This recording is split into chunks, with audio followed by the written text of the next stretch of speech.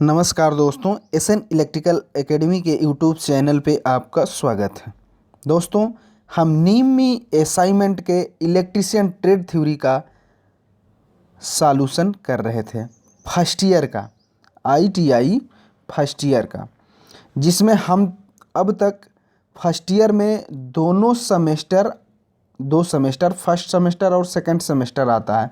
First semester का पूरा हमने सॉल्यूशन करके अपने चैनल पे अपलोड किया हुआ है और सेकेंड सेमेस्टर का सॉल्यूशन हम कर रहे थे, जिसमें हम अब तक 9 पार्टों में हम वीडियो अपलोड किया हुआ है। आज ये हमारा 10वां पार्ट है। इससे पहले कि आप वीडियो नहीं देखे हैं और आप first year ITI first year के स्टूडेंट हैं, तो आप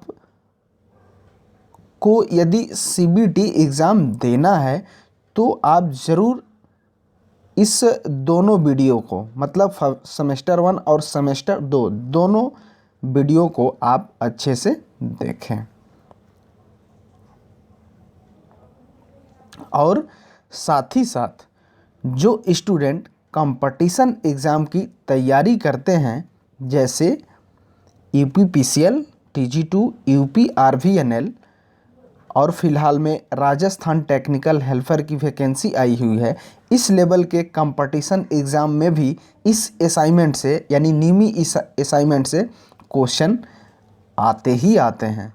अभी एनएफएल के एग्ज़ाम नेशनल फर्टिलाइज़र लिमिटेड में भी नीमी असाइनमेंट से क्वेश्चन आया हुआ था। तो दोस्तों, आइए हम क्वेश्चन को देखते हैं। आज 201 नंबर से क्वेश्चन को हमको स्टार्ट करना है। आज जो पहला क्वेश्चन है, इसमें कह रहा है कि हीटिंग तत्व बनाने के लिए किस सामग्री का प्रयोग किया जाता है।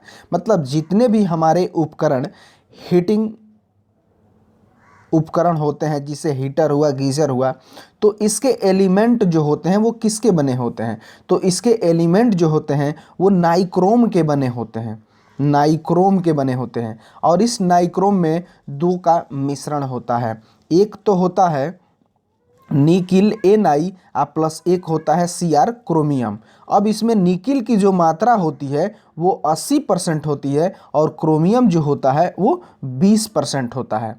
तो याद रखिएगा, जितने भी हीटिंग उपकरण है उसमें जो हीटिंग कॉइल लगाई जाती है वो नाइक्रोम की बनी होती है और नाइक्रोम जो मिश्रण होता है वो निकिल प्लस क्रोमियम का मिश्रण होता है और उसमें निकिल जो है 80% होता है और क्रोमियम जो है 20% होता है।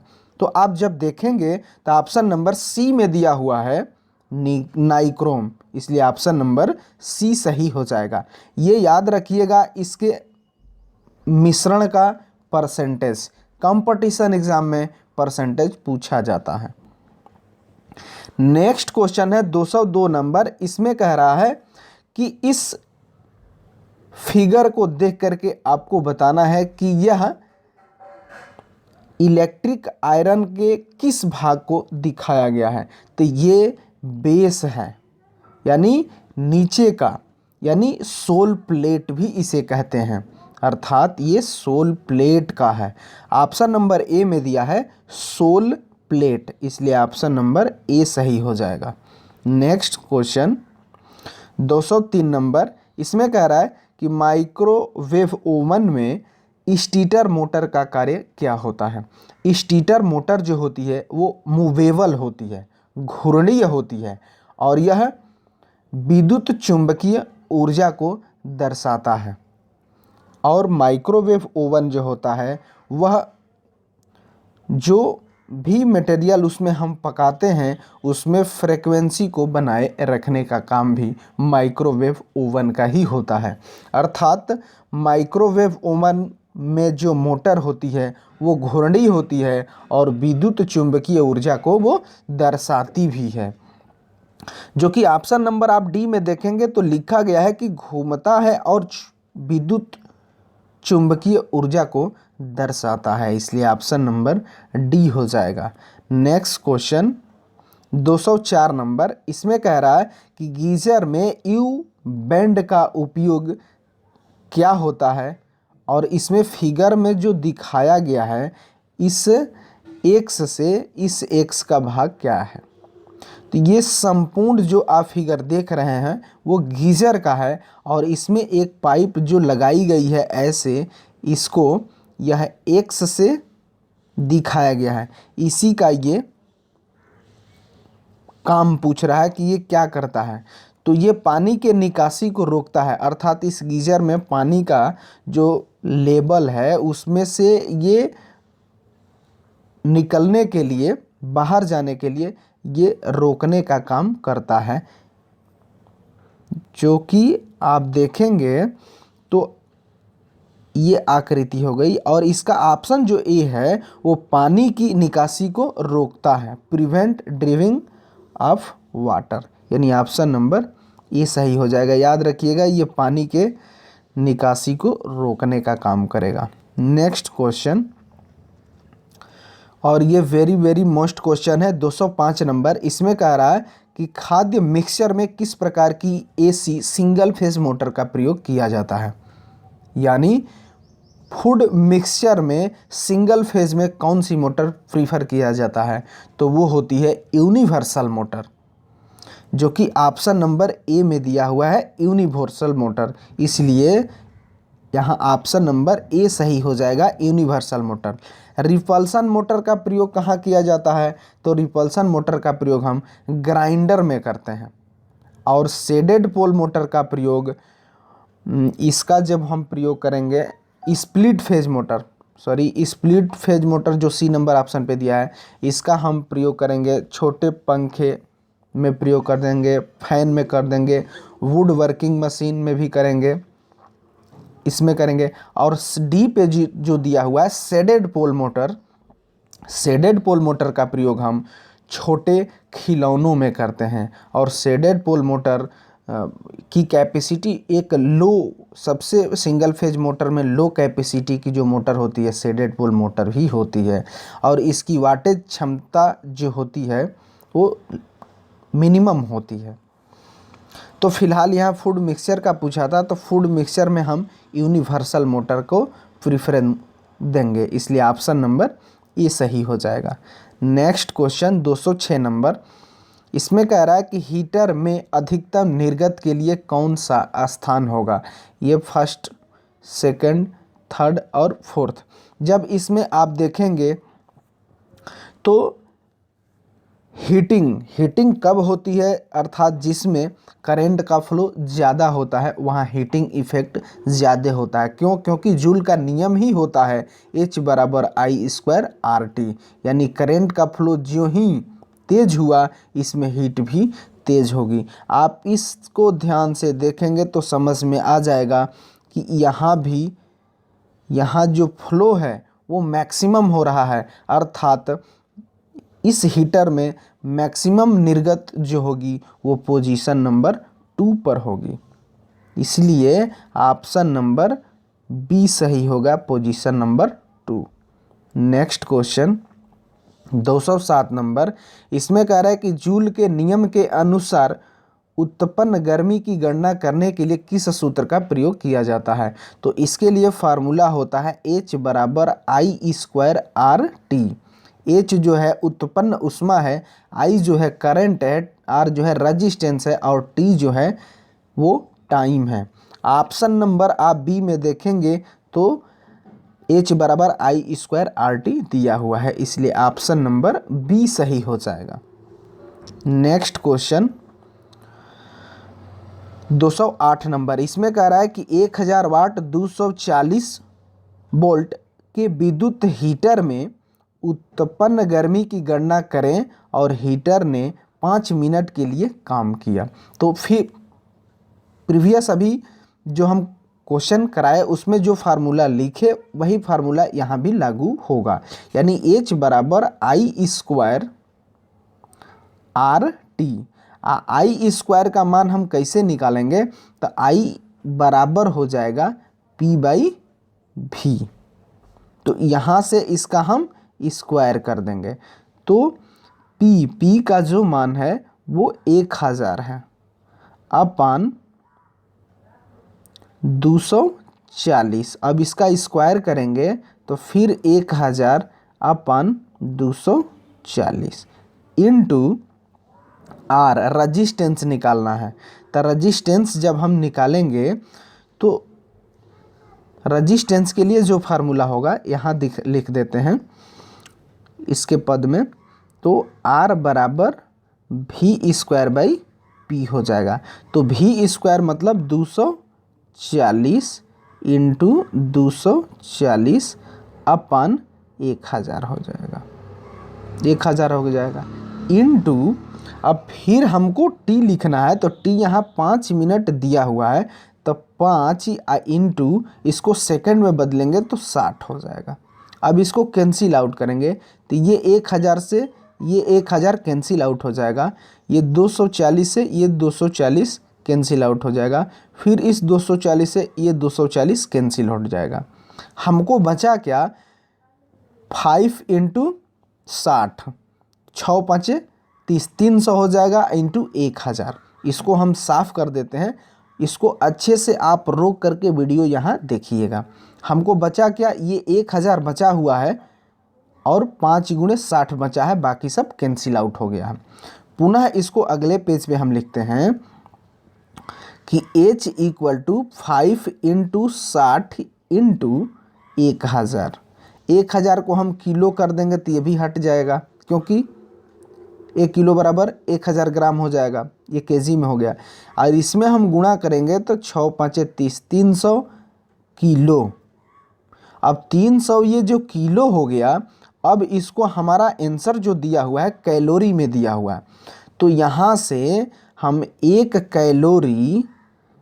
कैलोरी बराबर होता है 4.18 जूल।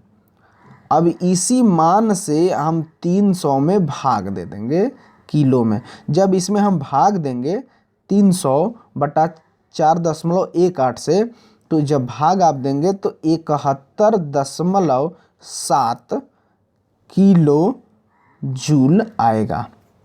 ये आपका आंसर हुआ, जो कि आप ध्यान से देखेंगे तो ऑप्शन नंबर सी में दिया हुआ है 71.6 किलो जूल, इसलिए ऑप्शन नंबर सी सही हो जाएगा।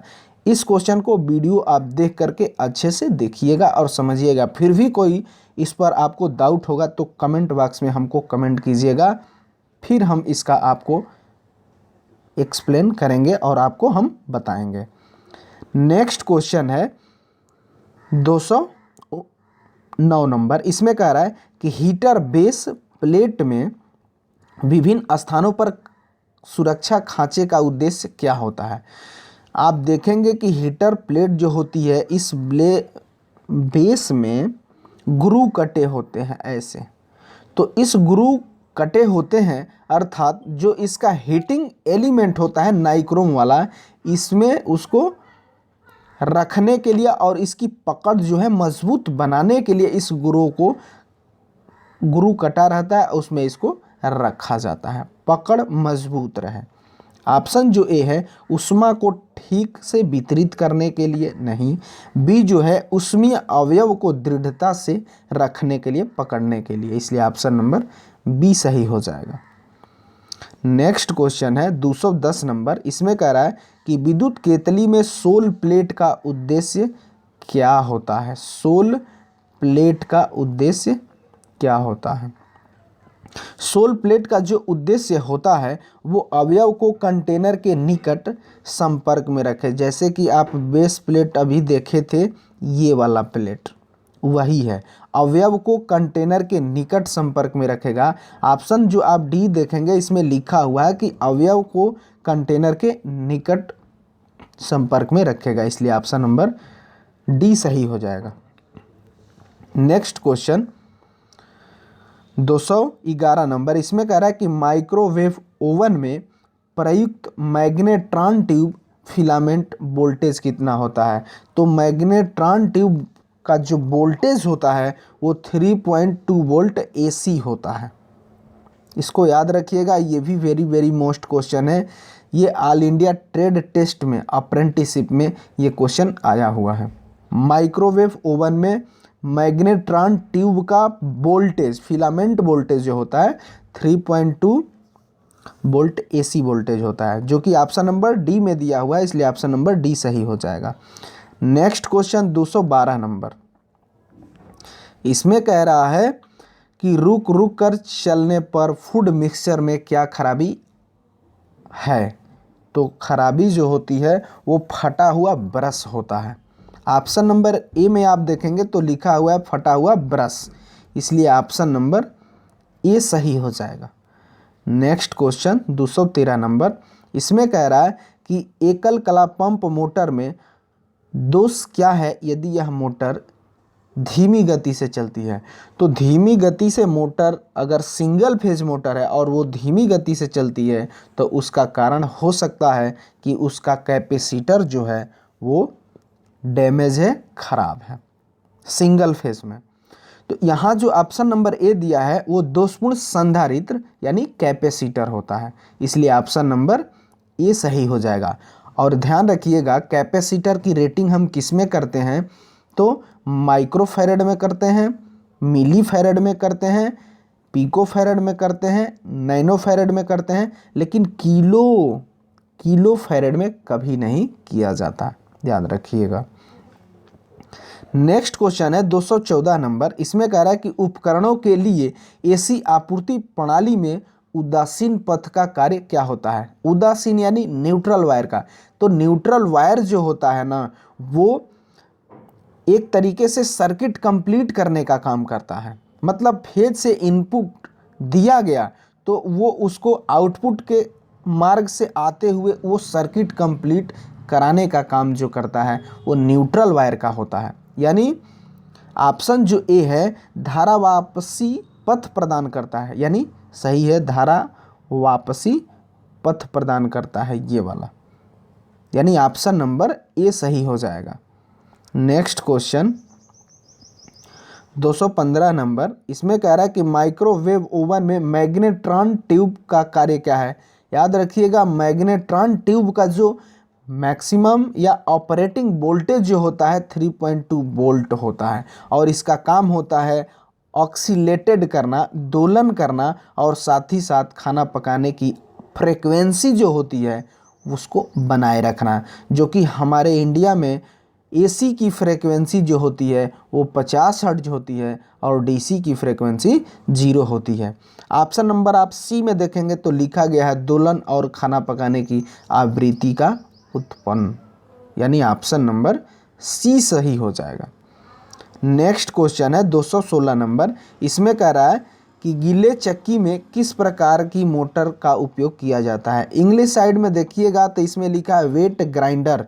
तो वेट ग्राइंडर में हम जो मोटर प्रीफर करते हैं capacitor start induction run motor prefer करते हैं वेट ग्राइंडर में, capacitor start induction run motor, इसलिए ऑप्शन नंबर सी सही हो जाएगा। अगर यूनिवर्सल मोटर की बात आती तो यूनिवर्सल मोटर में हम फूड मिक्सचर ग्राइंडर का उपयोग करते हैं। Next question